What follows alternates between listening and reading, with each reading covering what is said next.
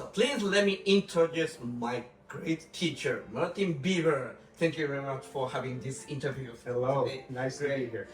Yeah, today I would like to hear about your real violin life story, like especially childhood story. Okay. So could you let us know how and when you started the violin? Yes, well, I started the violin at the age of 4. 4. Before 4, didn't you play like piano or any? No, I didn't, but actually, my parents told me that I asked for the violin at the age of about 2.5. Oh, so you were so interested in the violin. Yes, my parents would play music on the stereo in my Uh-huh. house, and my favorite music was violin music, and in particular the Beethoven Violin Concerto. Oh, So at that age, even that young, I wanted to play it. cool. And then, so how did you start the violin? Did you go to I think there is no Suzuki. Was there a Suzuki? Well, actually, at that point in Canada, I was living with my family in Quebec City, Mm-hmm. and there was a man called Claude Letourneau, Okay. and he was teaching basically what was the Suzuki method in Quebec. So I remember going to group lessons with my parents. So you started from group lesson, I did. not private lesson. For the first year, I was in That- group lessons. That's an interesting story. And then did you play from the Twinkle Twinkle Little Star? That's the first piece I played, yes, of course. Like many young violinists. How did you, do you remember how did you think the periods? Do you think you played really well or you I don't know, I can't remember how I played, but I remember enjoying the lessons and enjoying playing the violin. So we practiced quite diligently. My parents made sure that my brother and I, because my brother was playing as well at that time. So after lunch every day, we would get our violins and Wow. practice. It is first time for me to listen to the actual story, hear the story. That's very interesting. Okay. At this time, did your parents push you a lot? Sometimes the parents really push the children to practice a lot hardly. Right. Now, I would say that my parents weren't overly pushy, but as I said, they made sure that my brother and I worked, that we did properly. And actually, my parents remembered that even in those group lessons, sometimes the teacher we would come to the end of a piece and he would say, well, did anybody look at the next one? Ah. And my brother and I, because my parents had said, oh, let's try looking at this other one. I think already my parents knew the importance of sight reading and also of looking ahead and trying to do your best, there were several pieces the teacher would say, well, did somebody look at the next piece? And we did, and so we played that, and then we would work, and then he would say, well, what about the next one? And my brother and I again. So that's interesting. I can't say that my parents were pushing us, but they were definitely encouraging us to do our best. Great parents. After a year, you decided to take a private lesson, right? And so how did you change it? So what was the timing? Well, basically, it was that my parents, my family moved back to Winnipeg, which is where I was born. Oh, So we were in Quebec for basically only one school year, and so at the end of that year, we moved back to Winnipeg.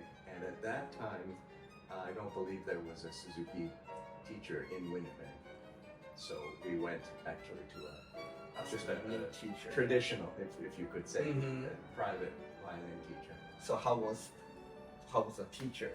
Oh, he was excellent. He was really, really wonderful. His name is Carlisle Wilson, and actually his brother Eric Wilson, who's a cellist. So it was a very, very well-known musical family in Winnipeg. Wow. And Carlisle Wilson was a very fine violinist and very fine teacher. So I was with him, I believe, for about 7 years, something like that. During the time, what did you play? Well, I played all sorts of things. I played the Bach A minor concerto. Wow. I think Really? that was the first concerto that I played. Wow.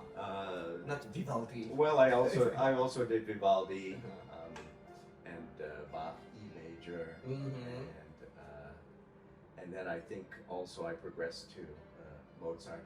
I think I did Mozart number 3 and number 4, so G major and D major. That was like first grade or second grade. Well, I mean, this was over the course of my studies with him. So Mozart concertos were later. How long did you study with him? I believe it was about 7 years. 7 years. Oh, it's pretty long. Maybe 8 years. 8 years. And no, 7 years, I think. And then you changed to the keyboards. Not right away. So when I was 11, my family moved to the Toronto area. You said to Hamilton, Ontario, and I began going into Toronto twice a week to have lessons with Victor Danchenko. How long does it take from Hamilton to Toronto? It's about an hour on the bus. Okay. Yeah, not so much. Not bad. But yeah, so I started studying with Mr. Danchenko, who he had been a student of David Oistrakh. Wow. And he was living in Toronto at that point. Was he a Russian? Yes. Oh, yes. Oh, yeah. He had studied at the Moscow Conservatory, so he was a prize winner in the Jacques Thibault competition. So he was known as a Soviet state soloist before he emigrated to the West. I think that was in 1977 or 78 that he came out, and in 1979 I started studying with him. Oh, it's cool. Did you have any chance to take a competitions at that time? Not yet. Oh, sure. I mean, even in Winnipeg, I would compete. There was a festival that would happen basically every winter, I think usually February or March, and there were many different, age categories, like 7 years and under, and 8 years, 10 years, and so on. So for those years, I did compete in those festivals.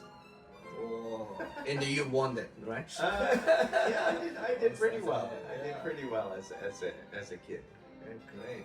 And then, of course, when I moved to Toronto, they had the same kind of thing. It was organized by a group called Kiwanis. So it was the Kiwanis Music Festival in Toronto. Okay. And I did quite well in the Kiwanis actually when I was, quite young, 13, 14, around those years. I got some high prizes in competition. So that was very encouraging to me.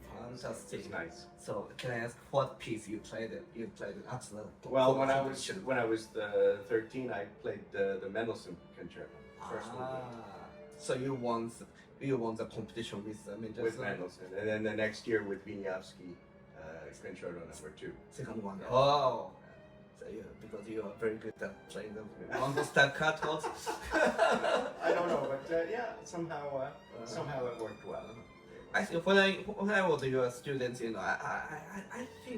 I think I asked about how to play the mambo staccato, but could you tell them how to practice the mambo staccato, because there are many violinists have a trouble playing the mambo staccatos, and then it's kind of talent, but well, there are some violinists that they can do it no problem. It's very easy. They have a very natural. But actually, with those people, it's interesting because sometimes they can only do it one speed. So they find it very easy, but it has to be a certain tempo. And so if you're playing a piece that's faster or slower than that, then it's hard for them. Yeah. So they need to control. Exactly. And I guess there's several different ways of playing staccato. I mean, some people they swear by just tensing up and doing that, which can work.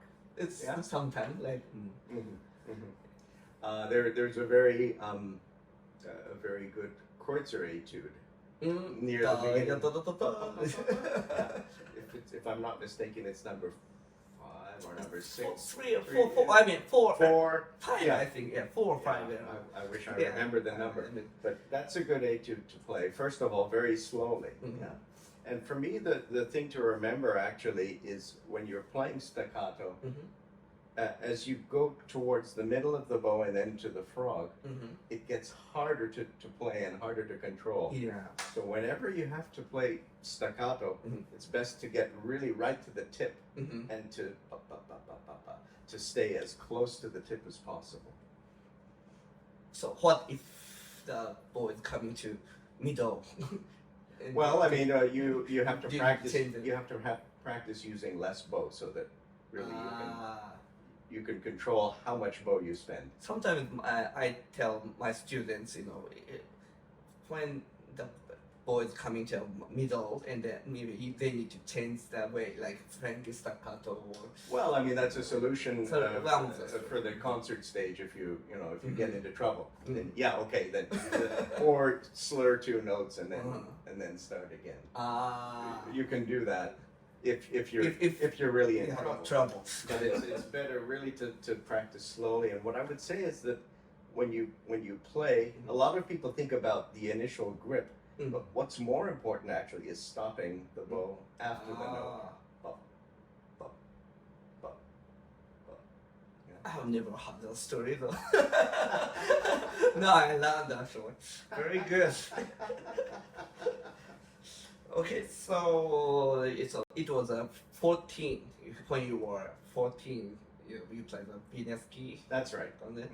and then And it What- was very interesting. Actually, during that time, after I finished Vinyavsky, my teacher asked me to study the Beethoven concerto, oh, finally. which was very, very interesting. And he told me, he said, this is not for you to study and necessarily to play like it's a finished product, but I want you to study the piece so that you know what these difficulties are in terms of the technique, and that you get a sense of being quite consistent with all the scales and arpeggios and broken thirds and that kind of thing, and also just to think about how large the piece is.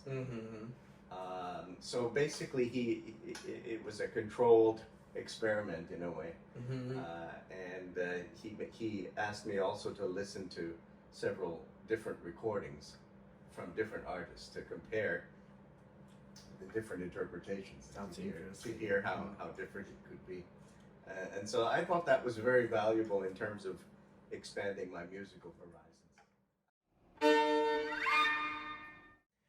Okay, so you were, and then when did you start to take a lesson take a Gingold lesson? With Mr. Gingold, well, I first met Mr. Gingold when I was 15. 15. And my teacher, Mr. Danchenko, knew Mr. Gingold Which was lucky. quite well. And so we flew down from Toronto to Indianapolis, and then we drove to Bloomington, which is where Indiana University is. And I played for Mr. Gingold, and he was very, very nice. And he said some nice things to me and gave me some advice. And then at one point, I left the room so he could speak with my teacher, because I think Mr. Danchenko wanted to know what, his advice on what to do with me as a student. And Mr. Gingold, he had a very raspy voice, and he said, "Take him to Nathan," meaning Mr. Milstein. "Take him to Nathan or Henrik," meaning Henrik Sharon. Yeah. And at that point, that it was very good advice, I think, for Mr. Danchenko. And at that point, Mr. Danchenko thought about it very carefully, and he thought, well, at this stage in your development, probably it would be better if you went to study with Maestro Sharing. And the nice thing was that Mr. Danchenko also had a personal connection with Mr. Sharing, or Maestro Sharing, I should say. So when Maestro Sharing came to Toronto to play a concert, of course we were all there. But after the concert, I went to his hotel and played for him. I played Tchaikovsky Wow. concerto. I think, and at that point I was already 16. Then that summer I went to Geneva for the first time to take part in Maestro Scheren's master classes, which he gave at the conservatory in Geneva every 2 summers. So that was 1984, and I went. 1984. Yeah, August of 1984. So I was there basically the whole month. That I was 2 years old. Yeah. Okay, So great. at that point, I played Beethoven concerto for him. I also played Sibelius Cool. and Paganini D major. Wow. Yeah, let me ask about the Gingol's a little bit. Okay, So, sure. so how was his teaching style? Was he strict or anything? No, Mr. Gingold was not strict. He was, at the time that I studied with him, he was in his late 70s. So, he was, let's say not a young man. Did he play the violin? He did. I mean, he played a lot in lessons, and I can still now remember some phrases that he demonstrated for me. Cool. Just beautiful. And you said he accompanies you. He did. He used to, if I didn't have a pianist in the lesson, sometimes he would play either the orchestra part or the piano part, and that was very And fun. you did same things to me too. Yes. Without music, with no music, he played the accompanist parts. Well, Mr. Gingold had an amazing kind of memory. I mean, he could play the second violin parts to any Haydn quartet perfectly. I mean, he knew. Oh my God. He had such an amazing memory and an amazing capacity to He's remember. very smart. Guy. Yes, That's why I think it's not edit. He wrote a lot of fingerings and bowings for music, and it's everything published right now. Oh yeah, absolutely. And I remember him saying to me several times he remembered one particular performance that his teacher, who was Izai, Oh. when Izai was playing, he said yes, and in this place he did this fingering, and he remembered specific fingerings that Izai had used Wow. on a specific day. So So students need to pay attention to the teacher's fingerings. yes, Okay. very important. So this is very shameful question, but can I ask? Shameful. What kind of student Kuni was? You can admire. Okay, well, first of all, I have to say that Kuni, as a student, was, I guess, one of the most hardworking that I ever had. He was never unprepared for a lesson. Sometimes when a student comes, you kind of know that they took it easy or they didn't quite practice as much as they should, but that was never the case with you. You were always super prepared and super enthusiastic. Yeah, because Martin's lesson was really treasure for me. So it's very great stuff. Thank you. But it was a pleasure to teach Kuni because if I ever made a suggestion, you would think about it and really try to incorporate it right away. So I'm so impressed actually. I'm so appreciative Martin. Okay, so from now, for very beginners questions, this YouTube channel was watched by many beginners. okay. So please let me ask some questions as a beginner. So, what strings, roses do you normally use? Actually, this violin is mine. Actually, not actually Martin's one this time. But what kind of string do you normally use? These are rondos, right? Oh, you know. Yeah. Yes. Yeah. I sometimes use rondo these days. Generally, what I use on my violin are dominant pro. Pro, right? Yeah. And for my violin, which is a Niccolo Bergonzi, it's an old Italian violin, as you know. Those strings work well for me.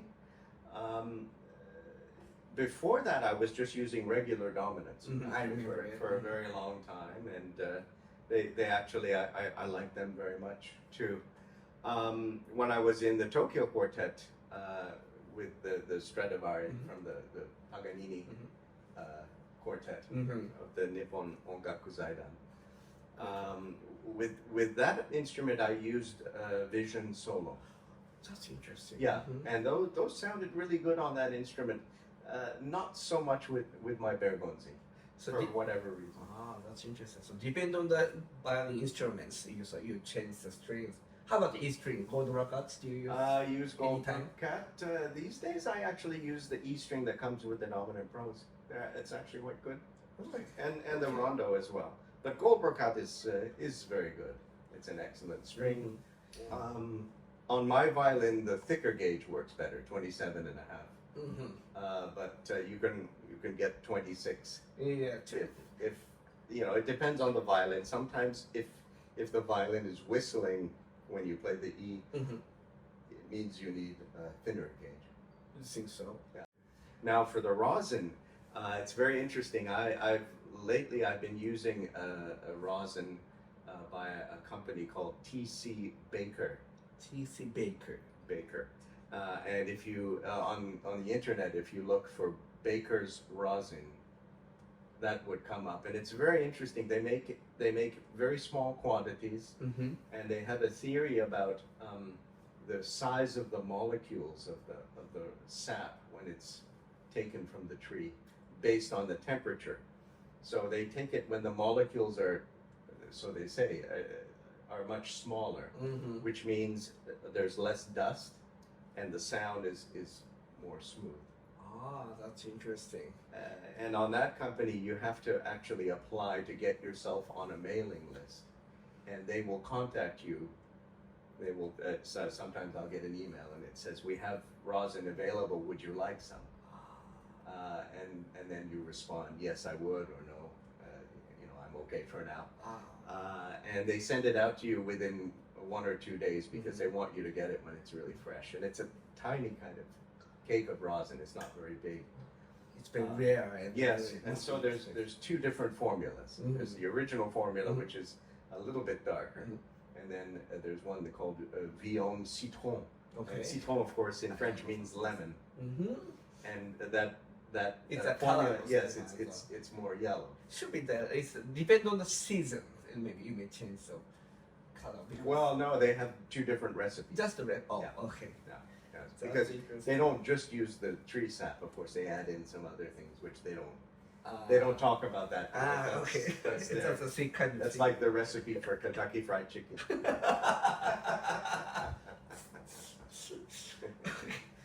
Okay. How about nervousness? Kincho. Kincho. So a lot of students and people ask me how to figure out the nervousness, especially when take a lessons. Of course, when they have a concert, performance, they have it. But have you ever been been nervous when you play any competition or any lessons? Well, of course. Yeah. Really? Of course. Actually, when I was a student of Mr. Gingold's, he would have a studio class every week. And when we played in studio class, we were really quite nervous because many students The same would come, generations. right, from our studio, but also from other classes. Oh, that's interesting. You know, like at IU, I also went to Janos Starker's classes to hear and to watch him teach, and Mr. Shebok, who was the piano teacher, and that was very valuable for my education. But yes, so in master classes, I was quite nervous. And then what happened if you become nervous? Well, sometimes you shake a little bit, or sometimes you feel like you can't shift as well. If you tense up, then your intonation is not as good as usual. So I think it's important when you're practicing to really reinforce the idea of relaxing, and I think slow practice is very, very important. Very important. Even Martin Beaver, it great violins, have same much ideas. Okay, so you need to practice slowly. Okay. Yes. Slowly, and you have to know every millimeter of your fingerboard. And also, actually, a lot of students ask me how to vibrate. Uh-huh. And if you have a good exercise, for vibrate, do you have any good exercises things? Well, I mean, there are some very interesting ones. I mean, some very basic. There's a very basic one actually. You can get those eggs which make a shaking noise, like that. And I can remember my wife, who is a violinist and violist, and who for a time was teaching in the Suzuki method. She would give an egg to a student to hold in a hand, and in English we had those words, so it would be pizza, taco, watermelon,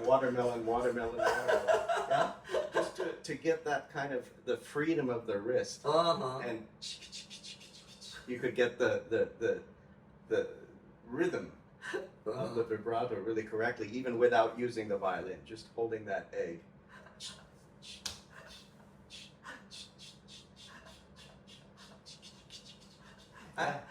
I have to get the actual egg instruments. Yeah, I think it's very useful because it emphasizes what I know. I told you as a student that when you're playing vibrato, it should be the same kind of motion as when you're knocking the door on a door with this side of your hand. And so, generally speaking, when I vibrate, I use the arm and a little bit of wrist, and certainly there should be freedom in the wrist. So it's cool. That's sort of a basic view of it. Now there are all sorts of very important things like where do you touch the thumb? Yeah, exactly. And it's dangerous if your thumb is too high. I mean, some people can do it, like Mr. Perlman, because he has big, huge hands. Big hands. But normally speaking, the thumb should not be too high, so that there's nice freedom here. Yes. And there was a very interesting quote I read about what Yehudi Menuhin said. He said, between the thumb and the neck, there should be a space that is as wide as the thickness of a piece of paper. So I mean, it's an interesting way of describing it. Of course, the thumb has to touch the neck, but very lightly. You should never squeeze the neck. Yeah? I got it. Sorry. Yeah.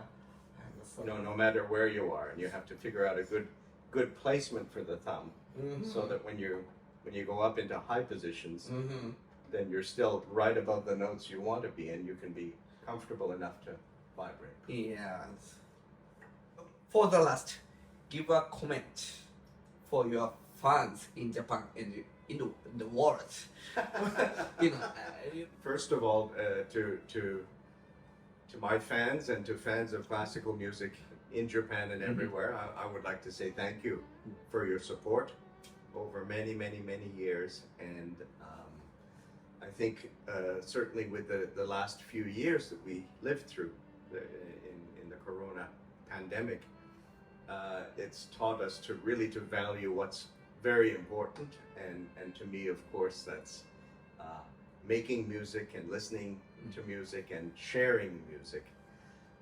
And what I would want to say is that it's really, I mean, I'm starting, you can tell from the gray in my beard, I'm starting to get old, but it's really now the younger generation's turn to take our art and our music, which we love so very much, and really to share the message and the spirit of making music.